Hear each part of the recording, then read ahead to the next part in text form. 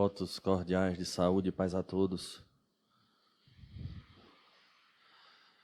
Quando pensamos em trabalhar o tema justiça divina, é uma homenagem que estamos prestando a uma das obras da codificação espírita, porque é preciso que se compreenda que ser espírita é entender e conhecer aquilo que os espíritos trouxeram e que foram organizados por Allan Kardec a seu tempo. E assim nós dissemos, ou estamos chamando a atenção para esse detalhe, tendo em vista que não apresentando nenhum tipo de hierarquia e nem nenhuma casa que venha a tomar conta de outras casas, há indivíduos que se colocam na posição de espíritas, mas que não são poucas as vezes que mesclam aquilo que os espíritos trouxeram com as suas crenças particulares. Portanto, é necessário que nós venhamos a conhecer de fato o Pentateuco kardeciano para compreender a forma de ver e, na medida em que nós passamos a enxergar com os olhos dos espíritos, nós iremos pautar a nossa vida calcada em valores distintos daqueles que a própria materialidade se nos apresenta. Portanto, é um desafio para cada um de nós estarmos no mundo sem sermos dele e tendo a capacidade de discernir quando os problemas surgem, nos convidando a de fato refletirmos sobre esses problemas numa ótica completamente diferente. Porque somos obrigados a voltar um pouco na história e a perceber o quanto essa maneira de enxergar a relação da criatura para com o Criador ainda hoje marca a nossa forma de enxergar, em especial quando as dificuldades se apresentam, porque buscamos esse termo justiça, e é óbvio que naquele período em que surge o Espiritismo, o materialismo tomava conta e as pessoas exauridas daquela perspectiva de uma divindade antropomórfica não conseguiam encaixar mais a força que a razão já lhe apresentavam com o padrão de consequências no qual as religiões tradicionais apresentavam. Em especial, quando o fenômeno da existência chegaria ao fim, a termo, como é comum, e é a única, talvez, das poucas certezas que nós temos, é que a nossa existência chegará a termo, levantava-se então inúmeras teses do que iria acontecer depois disso. E essa justiça divina, da mesma forma em que já era vista de uma maneira um pouco equivocada enquanto no período da Terra, porque segundo alguns seriam eleitos e outros castigados, criava-se agora uma grande ansiedade para compreender o que de fato acontecia com o indivíduo quando ele deixasse o seu corpo físico e entrasse para o mundo dos mortos. E é indiscutível que, fazendo uma análise, por que não dizer filosófica, quando nós observamos o entendimento que aqueles que estão voltados e vinculados ainda às religiões tradicionais, eles ainda assim creem e enxergam, terão grande dificuldade em perceber o que ocorre do outro lado, em especial porque estará marcado, acima de tudo, por uma palavra que todos nós experienciamos naturalmente em nossa vida, chamada de medo. Porque, afinal de contas, era apresentado a tese de que na cabeça de muitos ainda hoje perdura, de que o indivíduo, quando chega a termo, ele terá caminhos pré-estabelecidos, do qual será julgado por alguém ou alguma coisa, ou até mesmo pelo próprio Deus, e a partir dali será colocado no lugar em que ele compete, tendo em vista o que ele fez durante o seu processo existencial. Se torna o temor muito maior quando se parte da ideia inicial de que o espírito é formado no momento da concepção, de tal forma como se pensa no cristianismo, podemos chamar tradicional, o espírito surge sem passado, apenas com futuro, e um presente que até então não se torna consciente, tendo em vista que agora encontra-se no ventre da sua genitora. Então essas religiões vão dizer que o espírito surge ali juntamente com o corpo, apresentando-se agora a grande novidade que é a terra, porque até então não existia, e em especial lançando uma grande ansiedade pelas informações que recebe advindas dessas religiões, que aquilo que se espera do lado de lá será ou o paraíso eterno, ou talvez a figura do diabo, que estará ali atormentando o ser por toda a eternidade. Para aliviar, acrescenta-se uma tese de que surge o purgatório para aqueles pecados que foram feitos uma análise e não são tão graves assim, de tal maneira que o indivíduo irá expurgar e posteriormente passar para algo melhor. E quando nós fazemos essa mesma análise, agora projetando os nossos olhos sobre o grande paraíso, bem como o inferno, ao mesmo tempo somos tomados de algumas curiosidades, em especial porque o parâmetro que todos nós temos é a nossa vivência na Terra. O que seria para nós viver num paraíso? Talvez, segundo consta aquelas ideias, de que nós estaríamos ali repousando junto aos anjos o tempo inteiro, ouvindo harpas, passeando com as nuvens para lá e para cá, e eu fico numa situação meio que constrangedora quando eu sou tomado por algum vírus que me coloca na cama durante uma semana. No 7º ao 8º dia que eu já estou me sentindo melhor, para mim é um verdadeiro caos ficar sem fazer nada.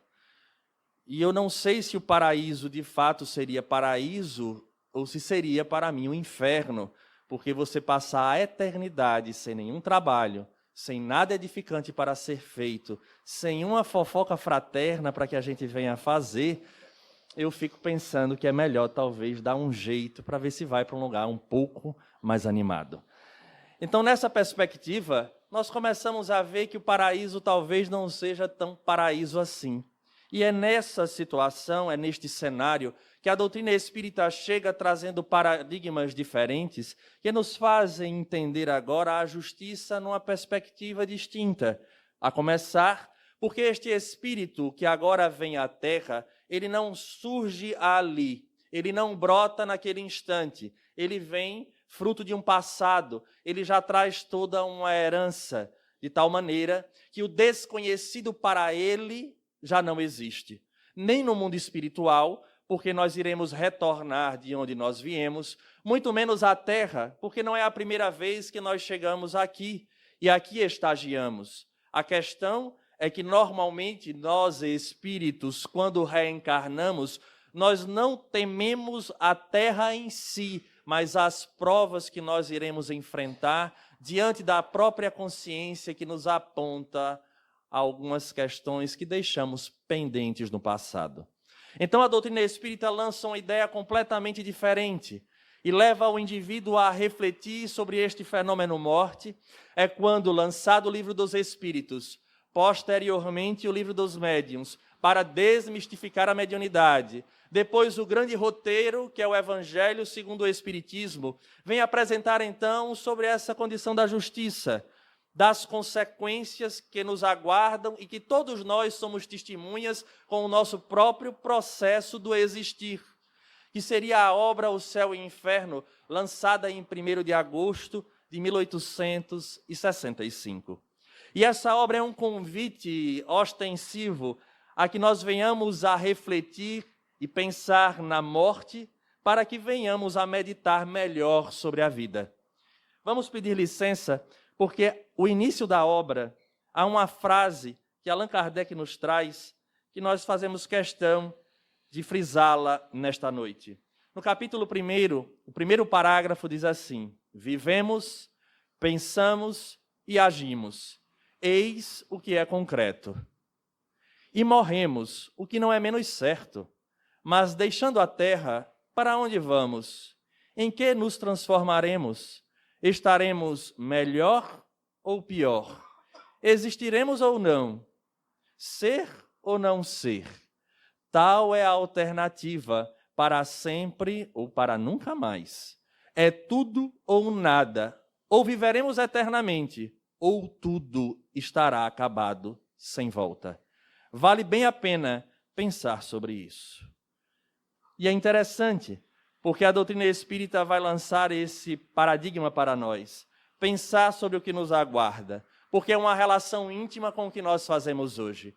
Eu vejo duas posições quando eu observo Allan Kardec neste primeiro parágrafo. Primeiro, uma maneira bem cartesiana de falar. Vivemos, pensamos e agimos. Isso é certo. Cartesiano, objetivo. E um pouco de Shakespeare em ser ou não ser, quando ele de fato questiona. Então, a partir de agora, nós precisamos fazer uma leitura de fato do que nos aguarda, mas construindo esse raciocínio não apenas como crença imposta, porque a doutrina espírita ela não pauta os seus critérios em imposições de pensamentos, mas, acima de tudo, baseada nos princípios que foram experimentados e analisados pelo codificador. Comecemos pela própria perspectiva da realidade de anjos, demônios, paraíso e inferno, no qual Allan Kardec, nesta obra, constrói uma linha de pensamento ímpar, que buscaremos aqui de maneira muito pálida, talvez passear por estes princípios, mas sempre chamando a atenção para o nosso processo existencial. Para as religiões tradicionais, Deus tem essa característica antropomórfica. Para a doutrina espírita, ele é soberanamente justo e bom, o que causa em muitos de nós, às vezes, um desconforto, principalmente quando a vida se nos coloca de supetão algumas situações que nós não gostaríamos. E aí perguntamos à própria divindade, onde está a sua justiça? Em especial, o seu amor. Porque a primeira realidade é que Deus, na perspectiva espírita, falando desse contexto de ser a inteligência suprema e soberanamente justo e bom, ele observa o ser não na sua transitoriedade, mas, acima de tudo, no ser eterno que se é. Ou seja, a sua mensagem não é para as nossas personalidades, que cedo ou tarde voltarão para o túmulo, porque já tivemos tantas outras, mas para o ser eterno que nós somos, porque viemos da pátria dos espíritos, da qual todos nós pertencemos. Então é uma mensagem que vem, por isso, palavras de vida eterna. Então Deus, nessa perspectiva, segundo o próprio João Evangelista, ele também dá o seu conceito dizendo de que Deus é amor, mas é um contrassenso, um profundo paradoxo, nós enxergarmos Deus nessa perspectiva de inteligência suprema, e em especial como sendo amor, e lançar a ideia de que Deus, na sua ira, cria paraísos e infernos, separando pessoas que profundamente se amam. Há algo contraditório aí. Qual o pai ou a mãe que gostaria de estar agora no paraíso, sabendo que um seu filho encontra-se perdido na figura do inferno? Eu pergunto aos pais presentes, passem pela cabeça uma situação desse tipo? E se de fato estariam no paraíso felizes, sabendo que os filhos... E aí eu vou ser cruel agora, porque eu saio da questão dos filhos e pulo para os netos, porque eu vejo que avô e vó, o negócio é mais complexo ainda, se de fato queriam que os seus netos estivessem numa situação desse tipo. E simplesmente sabendo, não poderiam sair de lá para auxiliá-los cá. Teria que simplesmente fazer de conta que nunca houve vínculos nem sentimentos. Então essa ideia do paraíso e desse inferno, porque segundo consta, o paraíso tem anjos, e nessa questão dos anjos, vale uma pergunta: por que Deus não nos fez anjos e nos colocou na terra para esse processo de sofrimento? Custava nada ter me colocado como anjo na hora da criação? Mas se a gente olhar por esse ângulo, então Deus é parcial, porque escolheu uns para se encontrar no paraíso. E aqueles outros, como nós, que nos encontramos na terra, repletos de desafios. É estranho, não fala a nossa razão. E quando nós passamos então para a figura do diabo e o grande mito, no entanto, essa mitologia nos fala diretamente a nossa conduta. Fala-se que Lúcifer fazia parte do grupo dos arcanjos, daqueles espíritos elevados, e por inveja num espírito puro, que coisa estranha, dá as costas à divindade e cai na terra. É o famoso anjo decaído. Se nós analisarmos na perspectiva espírita, então, nós poderíamos dizer que cada um de nós trazemos um traço do Lúcifer. Por quê, Alisson? Porque é exatamente aí que a doutrina chega para desmistificar, apesar de trazer entre os seus adeptos que ainda não conhecem a doutrina de forma verdadeira um grupo imenso de místicos. Tem gente que usa pedra, tem gente que usa não sei o quê, para que o sol, para que a energia da pedra, para que... Nada disso é espiritismo. Espiritismo não tem nada disso. Nem imagem, nem incenso. Alisson, incenso serve para quê? Para mim, para espirrar, porque eu tenho uma rinite alérgica incomum. Mas aqueles que utilizam e conseguem um grau de concentração é válido. Porque não é a ferramenta em si, é o que ela lhe causa em termos de pensamento. Não estamos aqui descredenciando, só estamos dizendo que não há nada mágico, nada que solucione. Então a doutrina espírita nos fala a razão.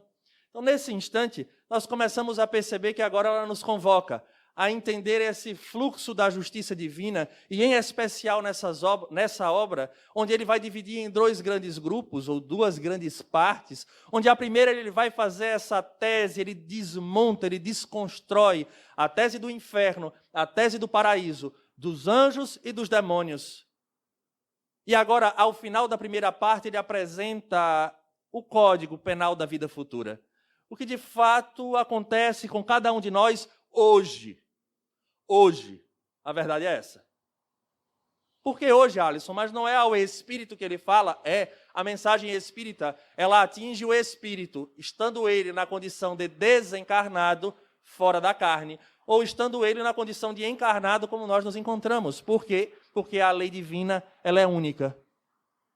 Ela não se subdivide para aqueles que estão encarnados e desencarnados. Então, a partir daí, ele vai fazer com que a gente reflita. Porque no momento em que ele traz a segunda grande descoberta de que nós somos espíritos por essência e precisamos vir à Terra para este processo do exercício dos valores e da aquisição dessas virtudes crísticas, nós agora estamos numa escola e, assim como tal, nós iremos passar em algumas matérias, ser reprovados em outras, gerando uma situação de um débito, onde este débito agora não estará anotado em livro de nenhuma pessoa, nem nenhuma entidade, nem talvez o próprio Deus, se considerarmos como uma personalidade única. Mas até isso Allan Kardec vai atrás, porque aqueles que estão voltados para as religiões querem ser os detentores da verdade a todo custo.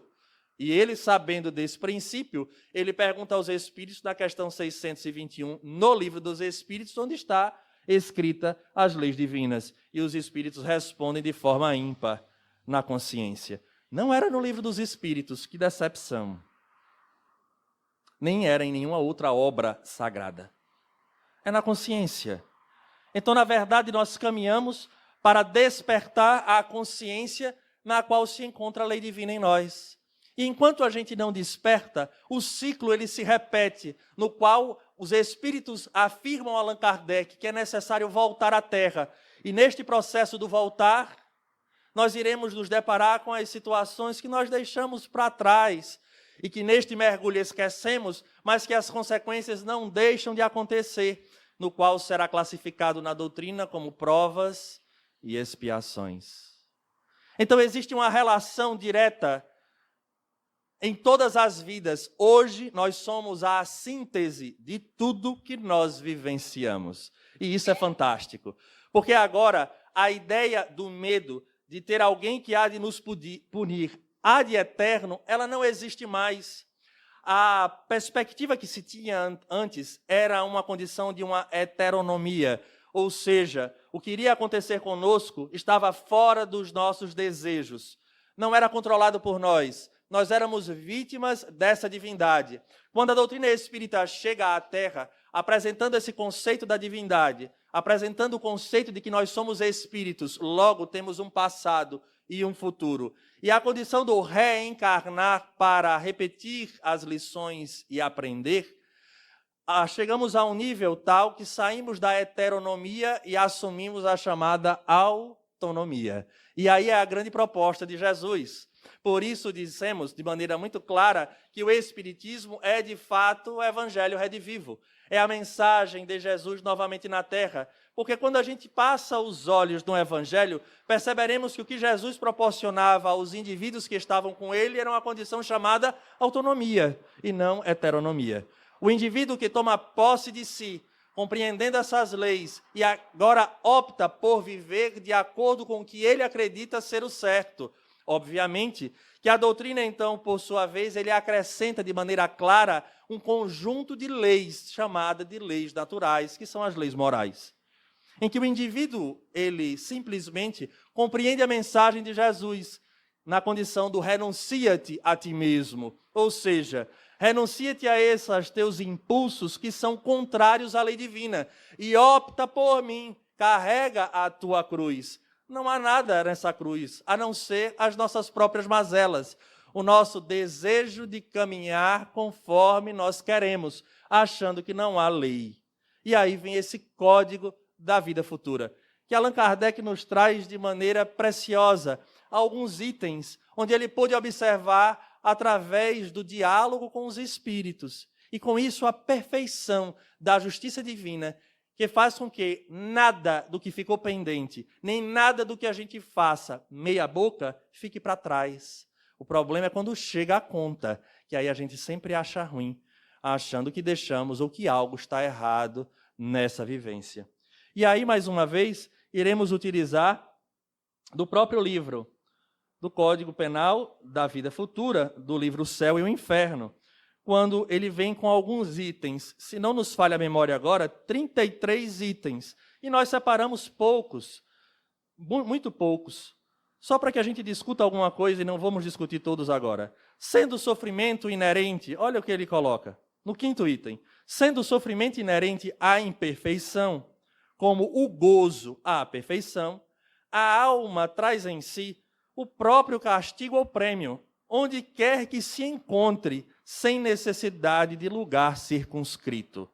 O inferno está por toda parte em que haja almas sofredoras, como o céu se acha por toda parte onde existam almas felizes. Não há geografia, nem é necessário a gente esperar o desencarne para entrar neste céu, muito menos nesse inferno. Porque ele é um estado de alma, é um estado de espírito, perdão. E aí vem a grande lição para nós, do que é que nós estamos, ou onde estamos, vivenciando ou pautando a nossa vida. E a dificuldade agora é essa. Porque essas imperfeições é que nos geram o sofrimento. Agora, desde quando a gente quer, de fato, largar as imperfeições? É algo que a gente precisa refletir urgente. Por quê, Alisson? Porque tem pecado que é bom. Na verdade, se você pensar em pecado, a palavra peccatum, que é ação, me diz uma ruim. Tem uma ou outra que é ruim, de fato. Mas a maioria é boa. Observa, é só pensar. Preguiça. Ninguém tem. A gente malbarata o tempo direto. Se a gente soubesse e lembrasse o quanto a gente lutou para reencarnar, a gente não perdia tempo com tanta bobagem como a gente perde. E a gente fica nessa. Estou dando só um exemplo. Fora outros que aqui a gente poderia relatar. Então, as nossas imperfeições irão gerar em nós as consequências. Aí a pergunta que se faz é, a dor, então, o sofrimento, ele é punitivo. Na justiça divina, não. O sofrimento ele não é punitivo. O sofrimento ele passa a ser corretivo. Porque aquela ideia que a gente tinha do Deus que castigava não é real. Por que não, Alisson? Porque na sequência dos novos paradigmas que Allan Kardec trouxe, ou melhor, que os espíritos trouxeram e Allan Kardec apresentou, a gente vai entrar nesse quesito dessas leis morais. E um elemento tal que marca a nossa vida, que a gente nem está preocupado com ele, a gente está preocupado com a alma, às vezes, mas muito mais com o corpo. Só que esquece que existe uma relação direta entre esses dois universos, que é chamada de perispírito. E esse elemento que liga o espírito ao corpo, ele para nós ele é fundamental, porque ele é a impressão digital de tudo que nós fizemos e pensamos. Eu vou fazer uma pergunta aqui, não respondam, só pensem. Todos nós estamos aptos a convidar os nossos familiares e amigos afetos e desafetos para uma sessão de cinema de um dia para ver o vídeo das nossas vidas, nos momentos em que nem todos estão presentes. Ver o que a gente fez, ver o que a gente pensou, ia passar na tela aqui para vocês. Será que nós estamos aptos a isso? A gente se sentiria bem? Vamos distribuir pipoca para todo mundo, porque vai ser uma vida linda de ser vista. Se não, façam como eu, se preocupem. Por que isso? Porque esse perispírito, ele guarda tudo aquilo que nós fizermos com o corpo e as nossas ações. Na medida em que Allan Kardec pergunta aos espíritos e eles dizem assim, a lei divina está na consciência, quando nós largamos o corpo, que muitas vezes nós conseguimos entorpecer, muitas vezes, nem sempre, viu? Mas nós conseguimos entorpecer essa consciência, nós iremos chegar do lado de lá e nos deparar com o ser real que nós somos, sem máscaras e o pior, com a possibilidade de espíritos que nos ajudam a enxergar o que nós fizemos. E isso eu já estou falando num momento legal, em que a gente já foi amparado e etc. Porque a doutrina espírita vai nos falar da lei de afinidade, que a gente vai estar junto espiritualmente a espíritos que estiveram junto conosco o tempo inteiro. E alguém pode dizer assim, mas Alisson, eu não sei quais são os espíritos que estão do meu lado o tempo inteiro. E a doutrina espírita, mais uma vez, de maneira muito clara, vai nos trazer um conceito que é a lei de afinidade. Nós atraímos esses espíritos através do pensamento, da ação, de determinados hábitos. Quantas vezes em reunião mediúnica nós não conversamos com os espíritos, eles dizem, eu não tenho nada contra fulano, nem sei quem é, não, mas eu gosto do que ele faz. Ele é triste, eu sou triste, eu prefiro ficar do lado dele que também é triste. 2 depressivos juntos. Verdade. Eu gosto porque ele bebe, o outro eu gosto porque ele farra. E eu adoro estar com ele. Então, as nossas ações irão falar para nós quem são as nossas parcerias. Ora, nós vamos desencarnar, isso é fato. Na hora em que a gente deixa a veste física, primeiro ponto e grande desafio vai ser desencarnar. Porque morrer é biológico, desencarnar não. Talvez a gente seja tão apegado às coisas da terra, inclusive ao corpo, na questão narcisista e da vaidade, que a gente vai ficar no corpo, sentindo, às vezes, o próprio estado de putrefação. É um castigo? Não, é resultado das escolhas que nós estamos fazendo. Porque, na perspectiva espírita, Deus, na sua inteligência suprema, dá ao filho a consequência do próprio filho, mas sempre dando a luz para que ele modifique a sua própria realidade. O desafio está aí. A gente fica esperando que Jesus nos salve. A gente já parou para raciocinar sobre a palavra salvar? Só se salva quem está em perigo, em apuros, em algum problema. Oi, então nós estamos em apuros. Quais apuros nós estamos? Na nossa vida comum. Enxergando e vivendo ela, esquecendo que o termo chegará e como espíritos estamos angariando a nossa herança para voltar à espiritualidade. Alisson, e a gente volta bem ou mal? Não sei. Morre-se tal qual se vive. Eis o desafio. Morre-se tal qual se vive. Então nós estaremos agora voltados para vícios, são espíritos viciados que vão nos levar para as regiões onde se vivencia os vícios. Não é simples? A gente vai sair. Quem é que você chama para sair?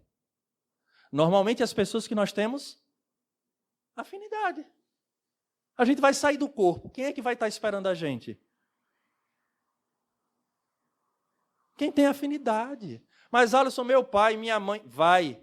O problema é que se você estiver numa faixa vibratória diferente, você não vai enxergá-lo, só vai enxergar os parceiros. Encontraremos isso nas obras de André Luiz, de Manuel Filomeno de Miranda, enfim, no céu e inferno. Que Allan Kardec pega a segunda parte dele e começa a trazer experiências de espíritos nas condições mais diversas. Ele bota espíritos sofredores, espíritos suicidas, espíritos... E aí ele vai trazendo um relato, diálogo que teve com esses espíritos. E é interessante perceber que a vida, de fato, continua com todas as suas características, sem tirar nem pôr. as mesmas dores, as mesmas doenças, porque esse espírito estará impregnado dessa energia. Então, a morte na doutrina espírita nos fala sobre a vida. Quer morrer bem? Viva bem. Conhece a ti mesmo. Perceba as grandes dificuldades que nós trazemos e as nossas velhas tendências. O desafio está aí. Aproveite enquanto é tempo para começar a parar essas arestas. Estamos falando isso em relação ao que vai nos seguir para lá. E, em especial, algumas preocupações.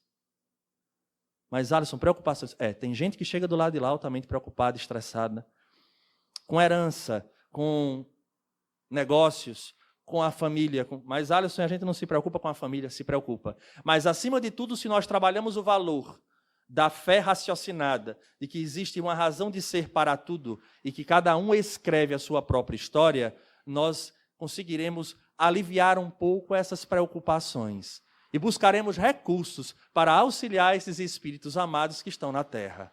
Então, em termos de morte, a justiça se apresenta dessa maneira. E aí, adiantando, a gente agora precisa enxergar essa relação em termos da justiça divina quanto vida. E os espíritos continuam, Allan Kardec continua, para que a gente faça essa análise. Toda falta cometida, todo mal realizado, esse é o item 9 do Código Penal, da vida futura. Toda falta cometida, todo mal realizado é uma dívida contraída que deverá ser paga. Se não for em uma existência, sê-lo-á na seguinte, ou seguintes, porque todas as existências são solidárias entre si. Todo mundo entendeu? Toda falta cometida, todo mal realizado é uma dívida contraída que deverá ser paga. É óbvio que nós somos jogados imediatamente à ideia de pagar a dívida à divindade. Não. A lei divina está na consciência. É ela que dói. Aí chega lá, você diz, mas rapaz, eu fiz. Não adianta. Não tem como esconder, porque essa lei divina faz parte, essa consciência está em nós. E aí a consciência vai dizer, você lembra? Aí vem a dor moral. Segundo relatam os espíritos, a dor moral é infinitamente pior do que a dor física. Então, toda falta cometida é algo que deverá ser pago na encarnação seguinte ou nas seguintes. Aí entra a misericórdia divina. Por que, Alisson? Porque às vezes, ou melhor, sempre, existe uma coisa chamada planejamento reencarnatório, e a gente bate muito nessa tecla aqui, eu gosto muito de falar sobre isso. Porque a gente sempre esquece desse quesito, que os mentores se juntaram com cada um de nós e fez um planejamento para a reencarnação diante desse nosso histórico pregresso. E aí diz assim, ó, nessa encarnação, rola não aguentar esse peso não. Não vai. Não vai não, não. Nessa, esse aqui vai ficar no banco. Você só vai pagar uma parte. A gente já está deixando separado essa aqui para quando você tiver mais ombro para suportar o peso.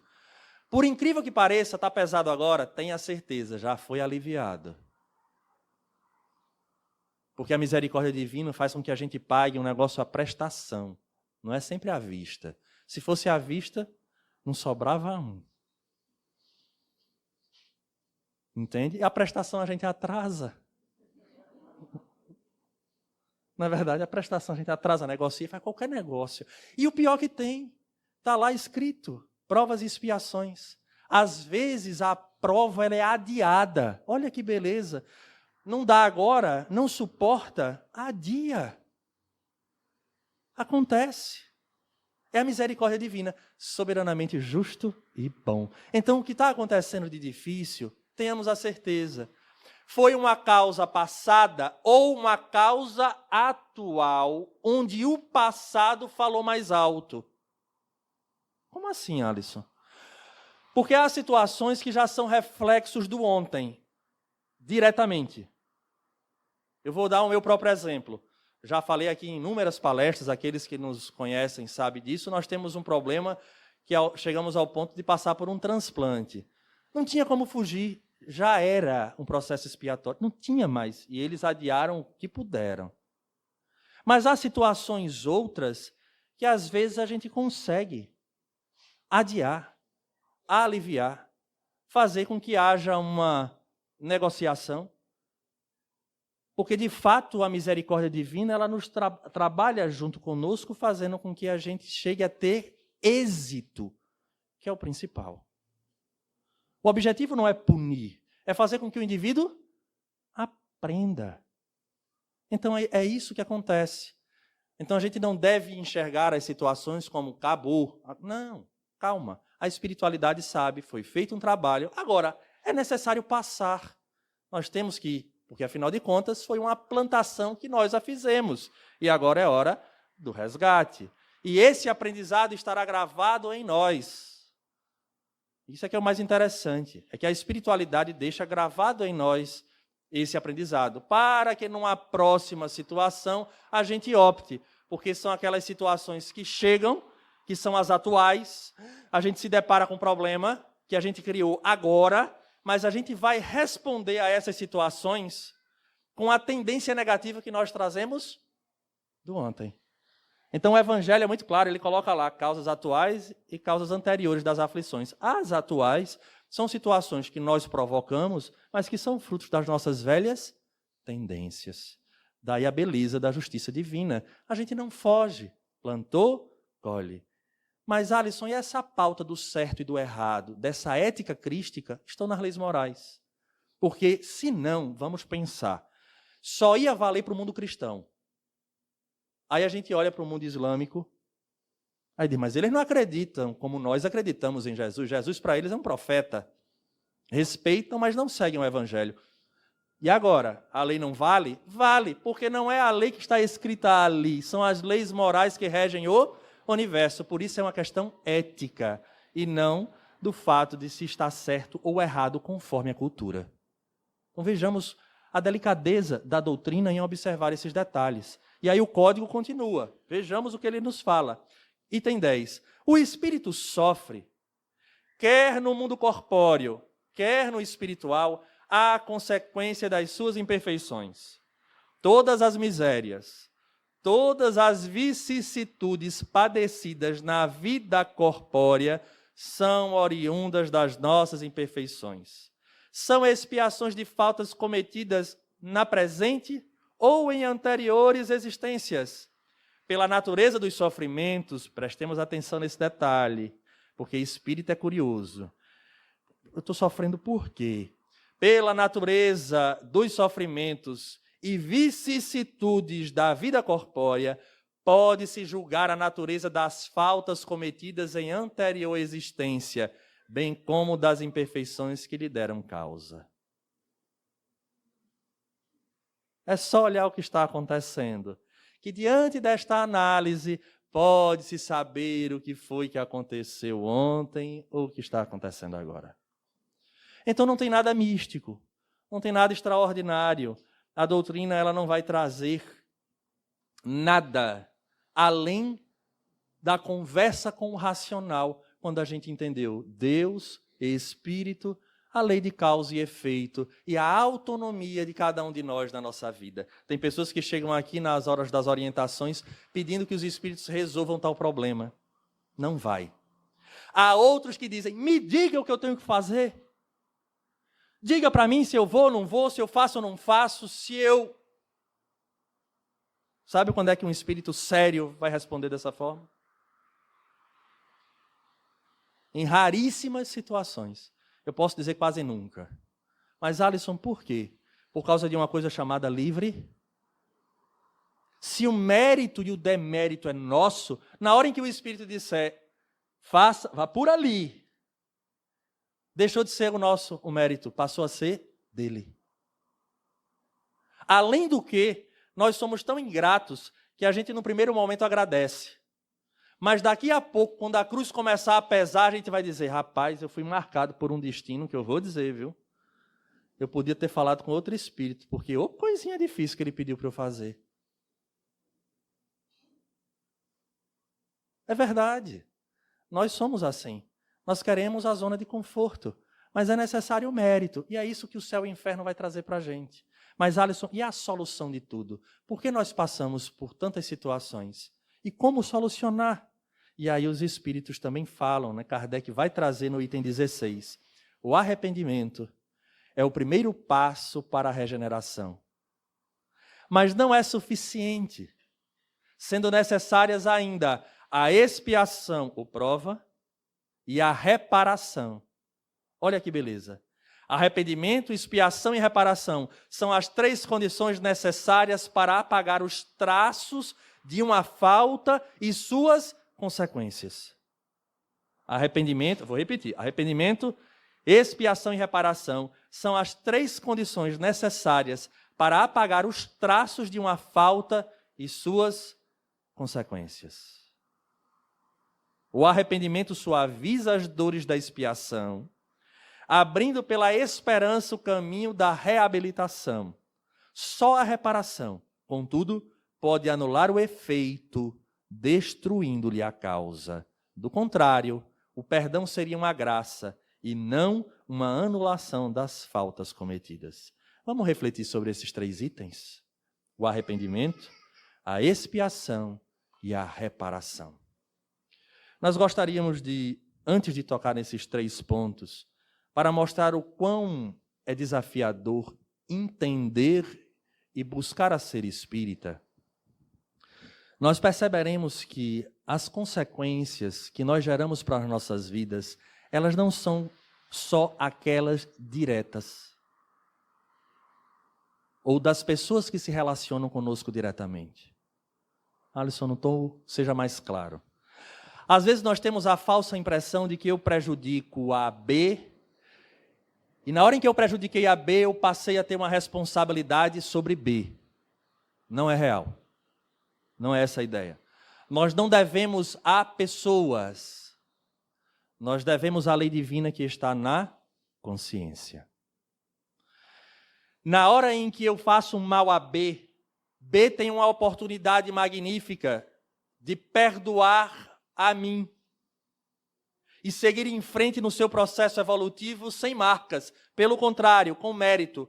Porque é possível que eu tenha sido ferramenta da lei divina para feri-la, mas ela tinha um débito com a própria lei. Não era comigo, eu só fui a ferramenta. Vamos pensar com calma. Esse assunto fala diretamente a cada um de nós.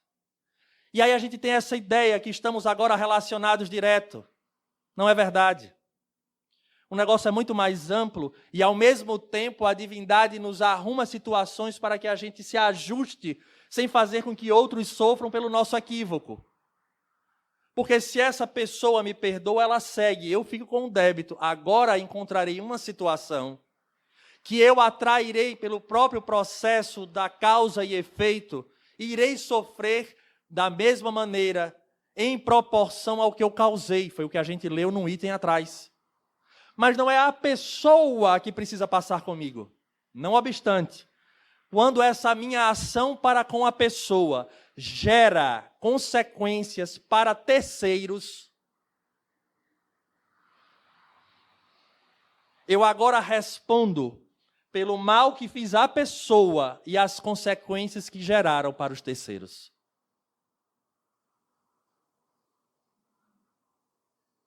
Dá para entender a complexidade do negócio? Porque seria muito bom se eu simplesmente chego ali num arrobo de fúria, empurro alguém com raiva, essa pessoa é uma mãe, bate a cabeça no chão, desencarna com traumatismo craniano, fica com filhos pequenos que agora são levados a um orfanato e se perdem, entre aspas, durante a sua existência. Eu não vou responder pela condição só de ter empurrado, não, mas o que aconteceu com essas crianças ao longo de todo o tempo. É a lei. É perfeita. Mas, Alisson, de fato você vai precisar reencarnar com elas? Não, porque eu não sei qual é o sentimento delas diante de tudo que aconteceu. Talvez eu seja o grande infeliz. Ela siga feliz com os filhos depois, que elevaram-se no processo do perdão e da compreensão de tamanha ignorância no qual eu agi. Não obstante, terei eu agora que voltar à terra, a esse palco terreno, depois de passar por alguns sofrimentos impostos pela minha consciência, não é por nenhuma divindade. E simplesmente volto à terra agora para resgatar através do amor e não da dor. Mas às vezes nós somos tão tardos que a dor vai ser a ferramenta pela qual eu desperte para a atitude do amor. Porque o objetivo, repito, não é penalizar o indivíduo, é fazer com que ele aprenda. E aí os passos. Então o arrependimento é o primeiro ponto. De todos os equívocos que nós cometemos, é importante a gente lembrar que a gente vai chegar num nível em que a gente vai dizer: Pai Celeste, eu fiz uma bobagem, porque para que isso aconteça, o meu código de conduta, pelo qual eu pauto a minha vida, tem que ser renovado.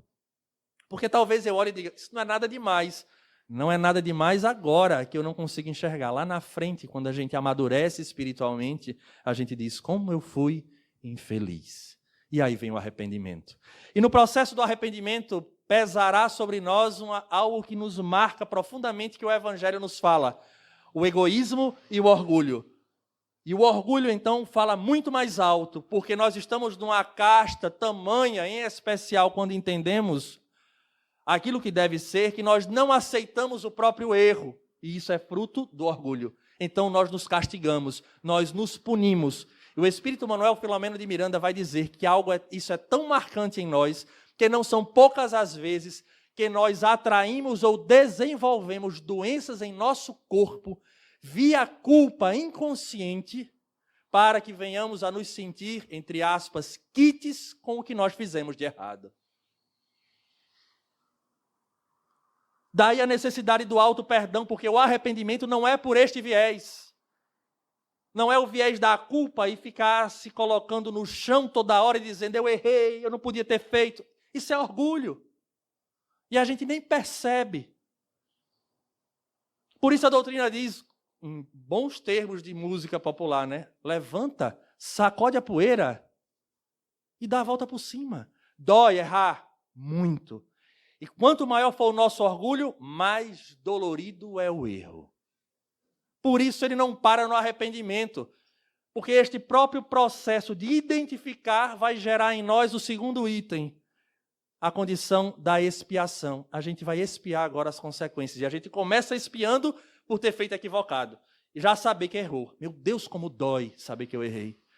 Mas é importante que nestes momentos, que a gente olhe para trás, colocando uma tonelada nas nossas costas, tenhamos a humildade de dizer: era o máximo que eu podia fazer. Da maneira com que eu enxergava e das ferramentas que naquele período eu tinha, eu só conseguia fazer aquilo, nada além. Então, auto-perdão é fundamental para que a gente não se constranja todos os dias atraindo para nós doenças no corpo e no psiquismo, como se a divindade quisesse que a gente se humilhasse. Não é esse o papel. É esse reconhecimento de dizer: de fato, não à toa Jesus diz: vinde a mim, vós que estáis cansados, e aprendei também comigo, que sou manso, que sou humilde. Não quero punir, não é para castigar, não é para chorar, no sentido de constranger-se. Chorar pode, porque a gente desanuvia, mas não como revolta ou desespero. Agora é a hora de, passando por esse processo da expiação, e esse processo da expiação exige de cada um de nós uma coisa chamada maturidade. Alisson, eu pedi perdão àquela pessoa em que eu fiz o mal e ela não me perdoa. Aceite, porque isso faz parte da expiação. A trabalhar a humildade, a dar ao outro o direito de ele fazer aquilo que está no seu nível de consciência. Não adianta querer forçar. Passamos tanto tempo, talvez, para enxergar o equívoco. Deixe que a pessoa um dia vai perceber a sinceridade do seu pedido de perdão e siga trabalhando no bem. Porque na hora em que a gente agora trabalha no bem, esse processo do trabalhar neste bem é reeducar os valores. E, naturalmente, nós estaremos quitando o débito com esta pessoa, com todos aqueles que cercam. Porque, como dissemos, eu não devo à pessoa, eu devo à lei. E se o objetivo é o aprendizado, e na medida em que a gente vivencia agora o bem, a gente aprendeu, não repete o equívoco e segue adiante. Por isso que quando nós observamos a literatura espírita, André Luiz, Manuel Filomeno, Joana, nos seus romances, quando se apresentam aqueles espíritos superiores, eles não julgam com ferocidade aqueles espíritos infelizes. Pelo contrário, eles dizem: todos nós trazemos em nossa história uma quantidade imensa de erros do passado. E é essa a beleza da doutrina espírita, que nos convoca a refletirmos que esse futuro, no sentido do desencarne, não será outra coisa senão essa mesma experiência. Chegarmos do lado de lá, às vezes nos enganando junto a regiões de sofredores, fazendo parte deles e curtindo aquilo que está sendo colocado, até um dia em que a gente de fato desperte e perceba que a vida não é aquilo, e a divindade estará sempre disposta, como fizera com o filho pródigo, dando uma nova oportunidade para retornar à terra, agora espiando os equívocos e, acima de tudo, colocando em nossas mãos a terceira parte fundamental, a reparação daquilo que um dia a gente fez. E aí perceberemos indivíduos que trazem os corpos danificados e que passam por sofrimentos e, ao invés da revolta, era agradecer a Deus a oportunidade de já estar arcando com as consequências, porque, segundo a leitura que foi feita na espiritualidade, esses ombros já têm condições de reparar aquele equívoco do passado. Quando alguém nos trair, agir de maneira equivocada, que saibamos agradecer esta ferramenta da divindade que nos impulsiona para a frente. Porque os verdadeiros professores e mestres apresentam-se dessa forma, porque vão falar de verdade da realidade que nós estamos intimamente. E não à toa, e aí falo diretamente para nós espíritas, que estamos vinculados às vezes aos trabalhos e nos deparamos com figuras que às vezes julgam, pré-julgam ou não têm tolerância conosco porque projetam em nós uma realidade que ainda não temos, é o exercício de compreender o outro, de compreender a si mesmo na própria limitação, porque nós somos limitados e estamos no exercício. Daí essa obra, O Céu e o Inferno, tão pouco conhecida da maioria dos espíritas, faz esse convite objetivo para que a gente conheça a fundo a realidade que nos aguarda e que já fizemos parte delas ontem, porque já viemos da pátria espiritual e para lá retornaremos, compreendendo que o que acontece em nossa vida, em especial aquilo que nos machuca, mas também aquilo que se apresenta em formas de bênção, é a mão da divindade, entre aspas, nos auxiliando neste processo evolutivo. A doutrina espírita não fala de mitos, pelo contrário, ela nos convoca à razão, e neste processo da razão, mostra que somos verdadeiros autores do nosso processo existencial. Deus amando a todos, fazendo com que o sol brilhe sobre justos e injustos, e dando a cada um de nós a caneta que irá escrever as páginas que já nos aguardam nos capítulos futuros. Que tenhamos a responsabilidade de fato, conhecermos o Espiritismo. Esta obra magnífica que nos convoca a refletirmos sobre a morte, percebendo que lá nada mais é do que a continuidade do que estamos passando aqui. A todos, um grande abraço, votos sinceros de saúde e paz.